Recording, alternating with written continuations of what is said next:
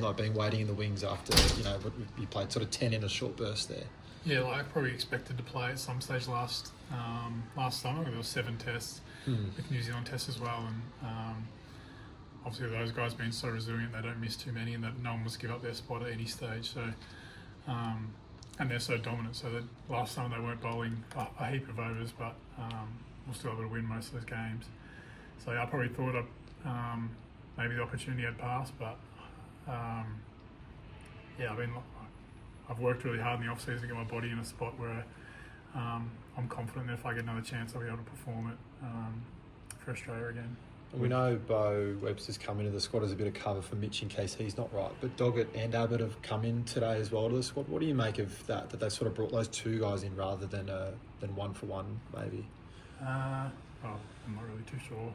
I think it's just such a tight turnaround between the Adelaide test and the Brisbane test. It's only a couple of days like fly, and then a couple of really light training sessions before the game. So it's probably just a bit of cover that if something does happen, they've got those guys close by.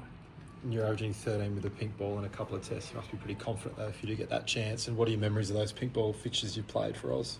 Yeah, usually there can be sort of 2 different games in the one game. Like you can bowl during the day when the sun's out and it doesn't do a whole lot, and then you get to the night session and the ball starts moving around a bit. So I think it's just, for the bowlers, we just communicate really well together about what the ball is doing and how the pitch is playing, and then just sort of flicking between those modes as quick as you can. Did you think you'd be in the mix this summer, or like you could potentially go from playing no test or to 4 now? Like, did you think you were a chance this summer? I still thought it was a chance. I just knew if the conversations I had with Ron and George over the sort of pre-season when I was rehabbing a lot was to try and get my body in the right spot, that I didn't want to rush anything and then sort of re-injure something and then push my return to play back date a while. So we took it pretty slow with my rehab, and then she played the second game for Victoria, and then I've missed a couple and then played the A game. So I've had a pretty good prep. And then now it's just about building up, getting the intensity up in this game here, and then in the net sessions as well before Adelaide. What did you make of Bumrah at close quarters there up in Perth? Like pretty awesome. He's obviously going to be a handful. Averages about similar to you in the pink ball fixtures. What's that going to be like in Adelaide for the guys? It's probably going to present similar challenges to Perth. Like it looked like in that first innings he was going to get a wicket every ball in that first spell. So it's like someone who loves bowling and cricket, it's pretty good to watch. But I think hopefully after we've played him once, we can try and put a bit of pressure back on him in this next test.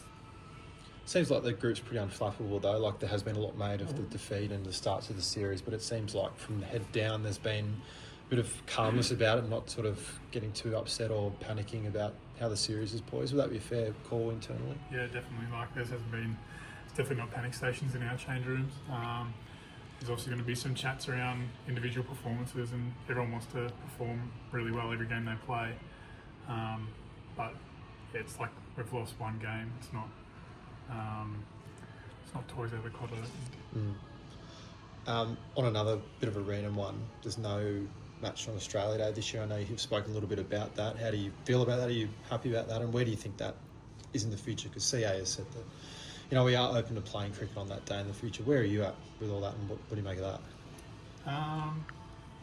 They're not playing this summer because of the Australian Open. So, I'll wait and see what happens over the next couple of years with that. Scott, is there a different kind of strategy you need for a pink ball as compared to the normal red ball or the white ball? How do you look at it, the behaviour? It does behave a bit differently at night, but during the day it's sort of pretty similar to a red ball. You sort of want to, I feel like the teams that bat first can sort of time when they want to bowl, if they bat really well on that first day. Because if you can get a newish ball at night, it can be pretty lethal. Scott, there is a lot of talk about the twilight period when they shift from natural light to artificial light. Do you think as a bowler this is the ideal opportunity, ideal chance to get the batsman on their back foot at that point? Yes, but I think if batters are coming in, they've batted through the daytime, they get through to the night session.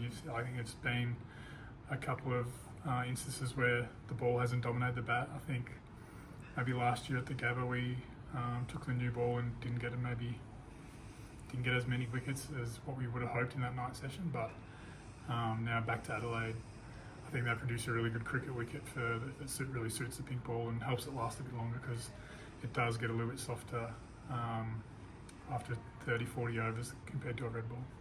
Is the seam different? I mean, is it like is the seam of a pink ball different from a seam of a red ball? No, they feel pretty similar. It probably feels more like a white ball than a red ball. Okay. But it seems to last a bit better than a white ball. I just want to take back to the Perth test. 150 all out the first day. At any point, somewhere deep inside, you thought, not walk through, but you thought it's like, I'll have the job done. We are here, moves ahead. And what were you thinking? Yeah, obviously, losing the toss to bowl India out for 150 is always a positive step, and I thought all the guys bowled really well. But you just sort of know that both teams got so many match winners in with the ball and the bat that it sort of only takes one person to change the game. And last game was probably Bumrah, but this next game coming up, it could be like Pat's got those spells in him, Mitch Stark's got those spells in him as well. So hopefully we can flip the script there. You had talked about before the India's practice game, the tour game that you played, India A rather, and KL Rahul. You said, I'm going to take KL Rahul, I got to stop him, I don't know how, and you did it also. So what were your plans against him, and what will it be against Jaiswal, let's say, if you get a chance in Adelaide? We've spoken as a team about our plans for all the different Indian batters. I won't tell you those, but we've got pretty set plans. They might have a little bit of a tweaks from after the guys have seen them again from Perth, because obviously Jaiswal batted really well there, and Rahul KL batted well in the second dig as well, and really digged in. So we'll probably have a chat over the next week, and our plans might slightly change, but I'm pretty confident what we did in the first innings was good. Scott, and Perth, what exactly do you think why exactly do you think that Indian bowlers probably I can use the word outbowled their Australian counterparts? What different they did, if you think? They just put the ball in the right area. I think our bowlers bowled really well as well.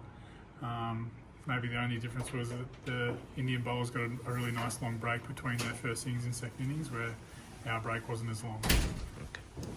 Thanks a lot.